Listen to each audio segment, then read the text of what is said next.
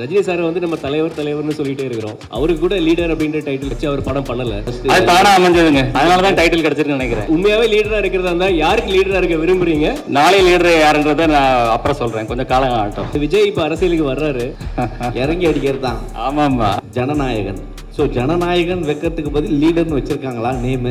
இது வந்து டோட்டலா இதோட ஜர்னியே வேற சார். இது வந்து நியூ ஃப்ரெஷ். விஜய் சார் வந்து அரசியலுக்கு போயிட்டாரு, அஜித் சார் சினிமா விட்டு ரேசிங்க்கு வந்துட்டாரு. அவரும் சில படம் நம்ம எதுலையுமே ஒரு முழு முயற்சியோட இறங்குவேன். அதை வந்து ஜனங்களுக்கு பிடிக்குன்ற நம்பிக்கையோடு நாங்கள் செயல்பட்டு இருக்கோம் சார். இப்போ ஸ்டார்டிங்ல பார்த்தீங்கன்னா ரஜினி சாருக்கு வராத விமர்சனங்கள் யாருக்குமே வரது இல்லை. அது தானா அமைஞ்சதுங்க, தானா அமைஞ்சது. அது ஒன்றும் பிளான் பண்ணல, தானா அமைஞ்சது. ஒரு ஃபுல் எனர்ஜியோட பக்காவாக பண்ணியிருக்கீங்க, வாழ்த்துக்கள். ஸோ தெலுங்கு இது வரதுனால ஏதாவது டைட்டில் இஷ்யூ இருக்குமா, இல்லை ஆல்ரெடி யூனிவர்சிட்டி வாங்கியிருக்கோமா சார்? Check sir.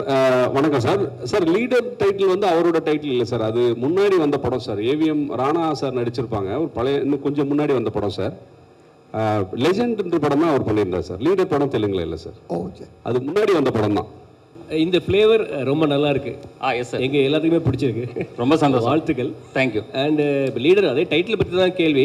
ஆனால் என்னன்னா இப்போ நம்ம ரஜினி சாரை வந்து நம்ம தலைவர்னு சொல்லிட்டே இருக்கிறோம். சரி, அவருக்கு கூட லீடர் அப்படின்ற டைட்டில் வச்சு அவர் படம் பண்ணல. சரிங்க சார். அண்ட் விஜய் இப்போ அரசியலுக்கு வர்றாரு, சரிங்க. அவர் கூட அந்த லீடர் அப்படின்ற டைட்டில் அவருக்கு கிடைக்கல. ஆனா இப்போ நீங்க பேசும்போதே தெளிவா சொன்னீங்க, அரசியலுக்கு இதுக்கும் துளி கூட சம்பந்தமே இல்லை அப்படின்னு. அதனால தான் டைட்டில் கிடைச்சிருக்குன்னு நினைக்கிறேன். அந்த லீடர் அப்படின்றது உங்களுக்கு கிடைச்சிருக்கு. ஸோ நீங்க லீடர், உண்மையாவே லீடரா இருக்கிறதா இருந்தா யாருக்கு லீடரா இருக்க விரும்புறீங்க? இந்த டைட்டில் கிடைச்சதுக்கு நீங்க எப்படி ஃபீல் பண்றீங்க? டைட்டில் கிடைச்ச சந்தோஷம். என்னோட லீடர் வந்து என்னுடைய தந்தையார் தான். நாளை லீடர் யாருன்றதை நான் அப்புறம் சொல்றேன், கொஞ்சம் காலம் ஆகட்டும். வாழ்த்துக்கள் சார். இங்கே சார், இப்போ இருக்க ஜென்ரேஷனில் வந்து இப்போ ஒரு கொஸ்டின் இருக்கு சார். சார் இங்கே சார், இங்கே left side Melvin. Yes sir. Sir, இப்போ இருக்க ஜென்ரேஷனில் வந்து அதான் வந்து ஒரு காமனாகவே இருக்குது. இந்த மாதிரி ரத்தம், இது மாதிரி ரொம்ப ஆக்ஷன்லாம் பார்த்துட்டு தான் இப்போ இருக்க ஜென்ரேஷன் வந்து கெட்டு போகிறாங்கன்னு சொல்லிட்டு. ஸோ சடனாக உங்களே பார்க்குறதுக்கு ரொம்ப எங்களுக்கே பிரம்மாண்டமாக இருக்குது ஸ்க்ரீன். சரி, பட் ஆனால் நீங்கள் எப்படி இந்த கதையை சூஸ் பண்ணீங்க? இப்போ இருக்க ஜென்ரேஷனுக்கு நீங்கள் என்ன சொல்ல விரும்புகிறீங்க? இல்லை, இது வந்து ஜென்ரேஷனில் வந்து வெறும் இது ஒரு ஆக்ஷனும் வெட்டு குத்து அப்படி கிடையாது, பிளட்டு அப்படி கிடையாது. இது வந்து ஒரு எமோஷன் கண்டென்ட்டான ஒரு ஃபிலிமு.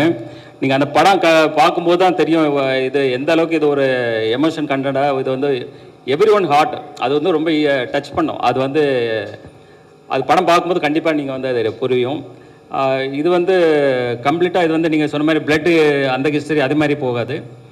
எமோஷன் கண்டென்ட்டாக அவர் செய்கிற வேலைகள், அவர் வந்து செல்ஃப் ப்ரொடக்ஷனுக்கு என்னென்ன பண்ண போகிறன்றது தான் இதில் இருக்குது sir. Thank you. Salman Khan Shahrukh Khan photos வச்சு பார்த்துருக்குன்னு சொல்லிட்டு சொன்னார். உங்கள்கிட்ட ஸ்டோரி சொல்லியிருப்பார். நீங்கள் வந்து அவர் எந்த இடத்துல வச்சு பார்க்குறீங்க? யார்? புரியல சார். அவரு அந்த ஃபோட்டோ வச்சு சொல்லியிருப்பாரு, நான் வந்து இது மாதிரி ஆக்டர் ஆகணும்ட்டு. சார், நீங்கள் வந்து ஒரு டேரக்டரா அவர் எந்த இடத்துல வச்சு பார்க்குறீங்க? எந்த இடத்துலையா? ஆமாம் சார், நான் என்னன்னா ஒருத்தர் மாதிரி இன்னொருத்தர் சொல்ல முடியாது சார். தனிப்பட்ட சார், இப்போ லெஜெண்ட் சரவணன் சார்ன்றதுக்கு ஒரு கதைக்கான ஒரு ஹீரோ, அப்படிதான் நான் அவரை தனியா ஒருத்தரா பாக்குறேன் சார். இப்போ இன்னொருத்தரோட அவரோட இன்னொன்னு அப்படின்ற மாதிரி நான் அவரை பார்க்கல சார், தனியா பாக்குறேன் சார். அப்படிதான் சொல்லணும். இது லெஜெண்ட் சாருக்கு இந்த கேள்வி. Yes sir. லெஜெண்ட் படத்துல கிளீன் ஷேவோட நடிச்சிங்க, இப்போ தாடி மீசையோட ஒரு கெட்டப்பு. தனிப்பட்ட முறையில் கேட்டால் அந்த கெட்டப்போட இது வந்து சூப்பராக இருக்கு. தேங்க்யூ. உங்களுக்கு எந்த கெட்டப் பிடித்தமானதாக இருக்கு? இல்லை, ஆக்சுவலி நான் வந்து அதை வந்து ஒரு வேற ஒரு ஃப்ளேவரில் அதை கொடுக்கணும்னு நினச்சேன். அது சம்திங் அதில் வந்து சில டெக்னிக்கல் இஷ்யூ இருந்தது. இப்போ இது வந்து எல்லாருக்கும் பிடிச்சிருக்குறாங்க. ஸோ இதை வந்து சார் நீங்களே சொல்லுங்க, வலைப்பேச்சில் நீங்களே சொன்னீங்க கொஞ்சம் தாடி மீசை வச்சா நல்லா இருக்குன்னு சொன்னீங்க. வச்சுட்டேன், அவ்வளோதான், கொடுங்க. Legend sir. Yes sir. Yes legend ஒரு நிமிஷம் பாலா. ஆக்சுவலா இந்த இது வந்து கொஞ்ச நாளுக்கு முன்னாடி பரபரப்பாக இருந்தது, ஜனநாயகன். ஸோ அதுலேயும் விஜய் சாரும் குழந்தையும் தான் வரும், இதுலேயும் குழந்தையும் நீங்களும் தான் காட்டியிருக்காங்க, ஹீரோயினை காட்டவே இல்லை. ஸோ ஜனநாயகன் வைக்கிறதுக்கு பதில் லீடர்னு வச்சுருக்காங்களா நேமு? ஏன்ட கேட்குறீங்களா? சேர்த்துதான்.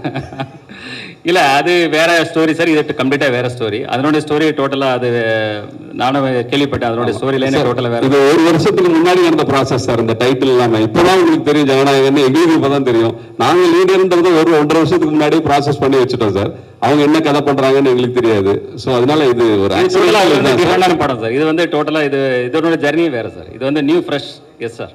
சார் அவரு விஜய் சார் வந்து அரசியலுக்கு போயிட்டாரு, அஜித் சார் சினிமா விட்டு ரேசிங்க்கு வந்துட்டாரு, அவரும் சில படம் பண்ணுறாரு. அந்த கேப்பில் இப்போ வந்து எல்லாருமே லெஜெண்ட் வந்திருக்காருன்னு சொல்லிட்டு இருக்காங்க. இதை எப்படி பார்க்குறீங்க? இல்லை, நான் அதான் நான் சொன்ன மாதிரி எதுலையுமே ஒரு முழு முயற்சியோடு இறங்குவேன். அதே போல தான் இதில் இறங்கியிருக்கோம், அதை செயல்படுத்தியிருக்கோம். அதை வந்து ஜனங்களுக்கு பிடிக்குன்ற நம்பிக்கையோடு நாங்கள் செயல்பட்டு இருக்கோம் சார்.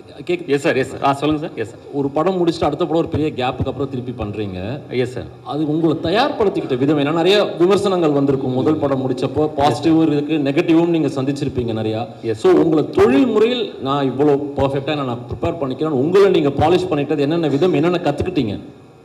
இல்லை, அதில் வந்து பார்த்தீங்கன்னா எப்போவுமே ஒரு புதுசாக ஒரு இடத்துக்கு ஒருத்தர் வரும்போது விமர்சனங்கள் வரும். இப்போ ஸ்டார்டிங்கில் பார்த்தீங்கன்னா ரஜினி சாருக்கு வராத விமர்சனங்கள் யாருக்குமே வர்றது இல்லை. ஸோ விமர்சனங்கள் வந்து வந்தாலும் நம்ம வந்து ஒரு நம்பிக்கையோட நம்மளுக்கு ஒரு இலக்கு தெரியும், அந்த இலக்கை நோக்கி நம்ம பயணிக்கும்போது நம்ம கிளியராக மைண்டு அதை நோக்கி பயணிக்கும் போது அது வெற்றி கிடைக்கும் போது அந்த விமர்சனங்கள் அப்படி பாசிட்டிவாக மாறிடும். இதுதான் என்னுடைய கொள்கை sir. Legend sir. Yes sir. First படமும் உங்களுக்கு எள்ளு, இந்த படமும் ஃபர்ஸ்ட் அது தானா அமைஞ்சதுங்க. அது ஒன்றும் பிளான் பண்ணல, தானா அமைஞ்சது. இல்லை, அஜித் சார் வீலியே ஸ்டார்ட் பண்ணுவார். இல்லை அப்படிலாம் இல்லை, அதை தானா அமைஞ்சது சார். இது எதுவும் இது பண்ணல. Yes sir. Next sir. Frame கொஞ்சம் சார். சரிங்க சார், சோஷியல் மீடியாவில் பொதுவாக வந்து நிறைய மீம்ஸ்கள் வரும். சரி. உங்களை பற்றியான நிறைய மீம்ஸ்கள் வந்திருக்கு, நீங்கள் அதை பார்த்துருக்கீங்களா? இல்லை, அது பாதர் பண்ணுறதில்ல. ஏன்னா எனக்கு தெரியும், என்னுடைய இலக்கு எனக்கு தெரியும். அதனால் அதை பெருசாக நான் பாதர் பண்ணுறதில்ல. நான் என்ன இலக்கு நோக்கி பயணிச்சுட்டே இருப்பேன். ஸோ அந்த இலக்கை அடையும் போது ஆட்டோமேட்டிக்காக அது வந்து அப்போ புரியும். அது வந்து வாட் இஸ் நான் என்ன நினைக்கிறேன், நான் என்ன செஞ்சேன்றது எனக்கு புரியும். That's all. அவங்களுக்கு என்ன சொல்ல விரும்புறீங்க நீங்கள்? இந்த மீம்ஸ் கிரியேட்டருக்கு என்ன சொல்ல விரும்புறீங்க? இல்லை, இன்னைக்கு வந்து அது ஒரு காமனான ஒரு இதாக இருக்குது. எல்லாருமே அதை செய்கிறாங்க. இன்னைக்கு வந்து அது தவிர்க்கவே முடியாது. இன்றைக்கி வந்து எல்லாரையும் விமர்சனத்துக்குள்ளாகிறாங்க. அதாவது மிகப்பெரிய தலைவர்கள்லேருந்து கடவுள்லேருந்து எல்லாரையும் விமர்சனம் பண்ணுறாங்க. அதை நம்ம பெருசுப்படுத்தி பார்க்கணும் அவசியம் கிடையாது. நம்ம என்ன செய்கிறோன்றது தான் ரொம்ப முக்கியம் சார். சார் இங்கே. Yes sir. சார், இப்போ நீங்கள் பெரிய பிஸ்னஸ்மேன் தமிழ்நாட்டிலேயே. Yes sir. ஆனால் வந்து பெரிய ஹீரோவாக வந்து உருவெடுத்து வரீங்க. உங்களுக்கு வந்து ட்ராவல் பண்ணுறது, பிஸ்னஸ்னாக ட்ராவல் பண்ண பிடிக்குதா, இல்லை வந்து ஒரு பெரிய ஹீரோவாக ட்ராவல் பண்ண பிடிக்குமா? இல்லை, எனக்கு ஃபஸ்ட்டு ஃபேமிலி பிஸ்னஸ் தான், அதான் ஃபஸ்ட்டு எனக்கு இம்பார்ட்டன்ட். அதில் தான் ஃபுல் ஃபோக்கஸ்டு. இது வந்து எனக்கு ஃபேஷன். எனக்கு வந்து சின்ன வயசில் நான் சொன்னேன், ஆல்ரெடி இப்போ சொன்னேன், சின்ன வயசுலேருந்து ஆர்வம் அதிகம். ஸோ அதனால் இந்த துறைக்கு வந்தேன். அதில் என்னால் செயல்பட்டு என்னால் அதை சக்ஸஸ் பண்ண முடியுன்ற நம்பிக்கையோடு தான் இதை நான் செயல்பட்டு இருக்கேங்க. சரி, அப்புறம் வந்து எல்லாருமே கேட்குற ஒரே விஷயம், சாரோட ஃபோட்டோ மட்டும்தான் சரணா ஸ்டோரில் இருக்குது, மற்ற ஆக்டரோட ஃபோட்டோஸ் யாரும் வர மாட்டாங்கன்னு சொல்லிட்டு இருக்குது. நான் கூட பார்த்துருக்கேன். அப்படி அதெல்லாம் உண்மை. இதுக்கப்புறம் இந்த படத்தில் எல்லாரோட ஆர்டிஸ்டோட ஃபோட்டோவும் இல்லை கண்டிப்பாக. இப்போ இது வந்து ஒன்லி கிளிம்ஸ், இப்போ தான் ஆரம்பம். இன்னும் வந்து ஆடியோ ஃபங்க்ஷன் இருக்குது, அடுத்தது இன்னும் டீசர் இருக்குது, அடுத்தது எல்லாத்துலேயும் வரும், கண்டிப்பாக வருங்க. எல்லாருமே அதில் பங்களிப்பு இருக்குது, எல்லாருடைய பங்களிப்பும் காட்டும். மணி சார் வணக்கம். இங்கே இருக்கேன். This question is to the டைரக்டருக்கான கேள்வி. சார், இந்த படத்தினுடைய பட்ஜெட், ஏன்னா இது வந்து this comes from a very powerful production house, அதனால ஆப்வியஸ்லி வந்து பட்ஜெட்டினுடைய டீட்டெயில்ஸ் எங்களுக்கு சொன்னீங்கன்னா நல்லாயிருக்கும். அண்ட் இதுக்கு ஷூட் பண்ண எடுத்துக்கிட்ட டியூரேஷன், எங்கெல்லாம் ஷூட் பண்ணியிருக்கீங்க, படத்தில் சொல்ல வர மெசேஜ் ஏதாவது இருக்கா, அதை பற்றியும் சொன்னீங்கன்னா நல்லாயிருக்கும். Yes sir. சார், அரவுண்ட் எனக்கு எக்ஸாக்டாக தெரியல சார். பட்ஜெட் வந்து சாருக்கு தான் தெரியும். நான் என்ன கேட்டனோ எல்லாமே பண்ணி கொடுத்தாருன்றது தான் எனக்கு தெரியும். அதை தாண்டி அவர் எதையும் கேட்கவும் அலோவ் பண்ணல. இந்த படம் வந்து தூத்துக்குடியில் பண்ணியிருக்கோம் சார், ஜார்ஜியாவில் ஒரு 15 days ஃபாரின் ஷூட் பண்ணியிருக்கோம், ராஜஸ்தானில் ஷூட் பண்ணியிருக்கோம், ஊட்டியில் ஷூட் பண்ணியிருக்கோம், இப்படி பல இடங்கள் பண்ணியிருக்கோம் சார். ஒரு 90 days, அரவுண்ட் 90 days கிட்ட ஷூட்டிங் போச்சு சார். 97. இல்லை, எனக்கு டிஃபிகல்ட்டுன்னு பார்த்தீங்கன்னா நம்ம வீட்டுக்கு கணேஷ் சார் தான். ஏன்னா அவர் கூட நடிக்கிறதுன்றது எனக்கு அதான் மிகப்பெரிய சவாலாக இருந்தது இந்த படத்தில். ஆனால் சார் வந்து என்ன பண்ணிட்டாரு, படத்தோடைய மூடு மாறிடுன்னு சொல்லி நிறைய சென்சார் போட்டு எல்லாத்தையும் தூக்கிட்டாரு நிறைய விஷயங்களை. ஸோ எனக்கு ரொம்ப கஷ்டமாக இருந்து நான் வேலை பார்த்தது நம்ம வீட்டுக்கு கணேஷ் சார் தான். அவர் தான் தேங்க்ஸ் சொல்லணும். சொல்லுங்க. சினிமா சார்ந்த விழாக்களுக்கு வந்து சினிமா சார்ந்த பிரபலம் வச்சு தான் ஆடியோ ஃபங்க்ஷனோ டீச்சர் எல்லாம் வெளியிடுவாங்க. சரி. ஆனால் நீங்கள் விக்ரமராஜா சார் வச்சு பண்ணியிருக்கீங்க, அதுக்கு காரணம் என்ன? இல்லை, அவர் என்னுடைய நண்பர், நீண்டகால நண்பர். அதாவது இன்னைக்கு வியாபாரத்துறையில் என்னுடைய துறையிலே அவர் இருக்கிறாரு, அதை சார்ந்த மக்கள் அவர் கூட இருக்காங்க. ஸோ அந்த நட்பு ரீதியாக நான் வந்து அவரை என் கூட இணைச்சிக்கிட்டேன். அந்த நட்பு இன்னைக்கு இல்லை, இன்னைக்கு ரொம்ப சிறு வயசுலேருந்தே இருக்குது. இந்த நட்பு எங்கே தொடரும், இது வந்து அதுக்கு எல்லையே கிடையாது. சார், ஃபஸ்ட்டு வந்து லெஜண்ட் சரவணா பேர் இருந்தது சார். அப்போ வந்து லெஜண்ட் சார்னு கூப்பிட்டுருந்தாங்க. இப்போ லீடர் சரவணான்னு சொல்லிட்டு போடுவாங்களா சார் நேமு, இல்லை வந்து கண்டினியூவாக லெஜண்ட் சரவணா தான் வரும்? படத்தோடைய பேர் தான் இல்லை, லீடர் என்னுடைய பேர் லெஜண்ட் சரவணன் தான். சார். ஏன்னா ஆக்சுவலி சரவணன் தான் இருந்தது. அப்புறம் அந்த கடை பேர் வரும்போது லெஜெண்ட்னு வரும்போது நிறைய சரவணன் இருந்ததால லெஜெண்ட் சரவணன் அதை கொஞ்சம் மாத்திக்கிட்டோம், அவ்வளவுதான். That's all. Legend sir, director stunt அதிகமா பண்ணிருக்கிறதா சொன்னாங்க. ஸ்டண்ட் பார்க்கும்போது கிளிம்ஸ்லயே காமிச்சீங்க. ஆமா. சோ இதுக்காக டைரக்டர் ஏதாவது பிராக்டிஸ் அனுப்புனாரா? ஏன்னா இப்போ சமீபத்துல ஆன் ஸ்பாட் பண்றதா, எல்லாமே ஆன் ஸ்பாட் தான், இறங்கி அடிக்கிறது தான். ஆமா ஆமா. சொல்லுவார் அவரு, இதுல சொல்லுவாரு தலைவர் யாரு, ஸ்டன் மாஸ்டர் சொல்லுவாரு, அன்னைக்கு ஆடியோ ஃபங்க்ஷன்ல சொல்லுவாரு. எல்லா இடத்துலையுமே உங்களுக்கு தெரியும். Yes sir. இந்த படத்தை நீங்க அடிமட்ட மக்களுக்கும் போய் சேர அளவுக்கு நீங்க என்ன மாதிரி எடுத்துட்டு போய் சேர்க்க போறீங்க சார் இந்த படத்தை? இல்ல, அதுக்கு முதல்ல ஆச்சாரம் தான். இது உங்க முன்னாடி தான் இருக்கும். இது உங்க முன்னாடி இருக்கிறத விட வேற என்ன இருக்கு? பட்டி தொட்டிக்கிட்டே போய் சேரது நீங்க தான். உங்க மூலமா தான் எல்லாத்தையுமே சேரப்போகுது. இதோட பெருசு என்ன இருக்கு sir? Legend sir. Yes sir. ஆக்சுவலாக படங்களில் வந்து பார்த்தீங்கன்னா மாஸ் ஹீரோக்கள் இப்போ சமீபமாக பார்த்தீங்கன்னா யோகி பாபு வாயில் கூட சிகரெட் வச்சுட்டாங்க. சரிங்க. ஆனால் நீங்கள் ஸ்டார்டிங்லேருந்து அந்த இது பண்ணலை. ஆமாம், சிகரெட் தண்ணி வந்தால் சிகரெட்டு ட்ரிங்க்ஸ் ரெண்டுமே பண்ண மாட்டேன். கேட்க அவ்வளோதான், போதுமா? நான் ரியல் லைஃப்லையும் பண்ணுறதில்ல, சினிமாவிலையும் அது பண்ணுறதில்ல. Sir Saravanan sir. Yes sir. முதல் படத்தில் ஊர்வசி ரவுத்தேல இருக்கிறீங்க. ஆமாங்க ஆமாம். இந்த படத்தில் ஹீரோயினை கண்ணில் காட்ட மாட்டேங்கிறீங்க. இல்ல, ஆல்ரெடி நான் தான் சொல்றேன், பாயல் ராஜபத்னு சொல்லிட்டு ஆடியோ ஃபங்க்ஷன்ல எல்லாருமே கலந்துக்குவாங்க, எல்லா ஆர்டிஸ்டும் கலந்துக்குவாங்க. Next sir. வணக்கம். வணக்கம். வணக்கம் சார். பாலமுருகன், சாணக்கியால இருந்து. Yes sir. சார், துரை செந்தில்குமார் சாரோட கதை பண்ணணும்னு எதன் அடிப்படையில் இந்த இயக்குனர்கிட்ட படம் பண்ணணும் நீங்க முடிவு? இல்ல, நான் வந்து மிகப்பெரிய டைரக்டர்ஸ் 2-3 பேர்கிட்ட பேசிட்டு இருந்தேன். அது வந்து எனக்கு சில உடன்பாடுகள் ஏற்படலை. சாரு கூட உட்காந்து பேசும்போது எனக்கு அவங்க சொன்ன கதையாகட்டும் மற்ற விஷயங்களாகட்டும் எனக்கு ரொம்ப பாசிட்டிவாக இருந்தது. ஸோ அதனால் அவர் கூட இணைந்து இதை பணியாற்றும் போது தான் தெரிஞ்சது இந்த அளவுக்கு பிரமாதமாக இவர் பண்ணிட்டு இருக்காரு, ரொம்ப நல்லா இருக்குன்னு சொல்லிட்டு உடனே இப்போ பாதி படம் போயிட்டு இருக்கும்போது அடுத்த படம் பண்ணணும்னு சொல்லிட்டு இப்போ படம் முடிகிறதுக்கு முன்னாடியே அட்வான்ஸ் கொடுத்து அவருக்கு அக்ரிமெண்ட்டும் போட்டாச்சு அடுத்த படத்துக்கு. சார் சரவணன் சார், லெஜெண்ட்ல வந்து விவேக் சார் நடிச்சிருப்பாரு. எஸ். அவரு லைவ் ஆடியோ தான் போட்டிருப்பீங்க. இப்போ லைவ் ஆடியோ தான் அதில் போட்டிருப்பீங்க. ஸோ அது கொஞ்சம் ரஷ்ஷாக அதை கொஞ்சம் சவுண்டு ஏற்றி தான் பண்ணியிருப்பீங்க. இப்போ ஏஐ அந்த மாதிரிலாம் வந்துருச்சு. ஆமாம். அந்த வாய்ஸை மாற்றிட்டு ஏஐ ஏதாவது வைக்கிறதுக்கான வாய்ப்பு இருக்குமா விவேக் சாருக்கு? இல்லை, அது ஏதாவது ரீரிலீஸ் இருந்தால் அதை யோசிக்கலாங்க, அந்த டைம் பார்க்கலாங்க. விழாவிற்கு வருகை தந்திருக்கும் அன்பும் பண்பும் நிறைந்த பத்திரிகை மற்றும் ஊடக நண்பர்கள் மற்றும் இந்த படத்தின் இயக்குனர் டைரக்டர் திரு துரை செந்தில்குமார் அவர்கள் மற்றும் இந்த படத்தின் இசை அமைப்பாளர் திரு ஜிப்ரான் அவர்கள், என்றும் என்னோடு நட்போடு இருந்து வரும் வியாபாரிகள் சங்க தலைவர் திரு விக்ரமராஜா அவர்களே,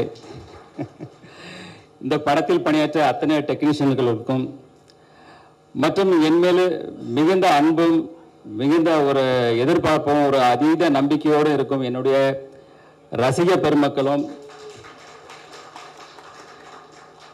இந்த நேரத்தில் அனைவருக்கும் என் பணிவான அன்பான வணக்கத்தை தெரிவித்துக் கொள்கிறேன். லீடர், இந்த படத்தோட டைட்டில் பார்த்ததும் எல்லாருக்கும் என்ன தோணுனா, இது ஒரு அரசியல் சார்ந்த படமா இல்லை இது ஒரு எந்த மாதிரி படம்னு ஒரு ஃபர்ஸ்ட் ஒரு கொஸ்டின் வரும். இது வந்து இந்த படத்தில் ஒரு அரசியல் சார்ந்த காட்சிகளோ இல்லை அரசியல் சார்ந்த ஒரு வசனங்களோ ஒரு துளி கூட இதில் கிடையாது. இது முழுக்க முழுக்க ஒரு கமர்ஷியல் என்டர்டைன்மெண்ட் ஃபிலிம். இப்போ இந்த கிளிம்ஸ் பார்த்துருப்பீங்க, இதுதான் அதில் ஒரு சின்ன ஒரு துளி, அதாவது ஒரு சோன பாத்துக்கு ஒரு சின்ன ஒரு துளி இது மாதிரி இந்த படத்தோடைய எசன்ஸ் இதுதான். இதே போல தான் இந்த படம் வந்து கம்ப்ளீட்டாக ட்ராவல் ஆகும். இந்த படத்தோடைய ஸ்டோரி பார்த்தீங்கன்னா, ஒரு சாதாரண ஒரு இன்னசென்டான ஒரு அப்பா பிள்ளை, அவங்க ஒரு சந்தோஷமான வாழ்க்கையை வாழ்ந்துட்டு இருக்காங்க. திடீர்னு அவங்க வாழ்க்கையில் வந்து பார்த்தீங்கன்னா திடீர்னு ஒரு மிகப்பெரிய ஒரு கேங்ஸ்டர் வந்து அதில் இன்டர்ஃபியர் ஆகிறாங்க.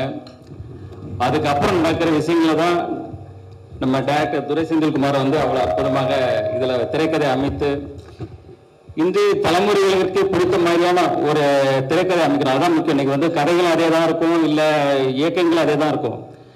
இந்த திரைக்கதை அமைக்கிறது தான் இன்னைக்கு வந்து ஒரு சவாலான விஷயம். இன்றைய ரசிகர்களுக்கு திரைக்கதை வந்து பிடிக்கிற மாதிரி அவ்வளோ துல்லியமாக, அதாவது படம் ஆரம்பம் முதல் கடைசி வரை ஒவ்வொரு இன்ச் பை இன்ச் ஒவ்வொரு ஃப்ரேம் பை ஃப்ரேம் வந்து நம்ம துரை செந்தில்குமார் அவர்கள் டைரக்டர் வந்து அவ்வளோ அழகாக செதுக்கியிருக்காங்க.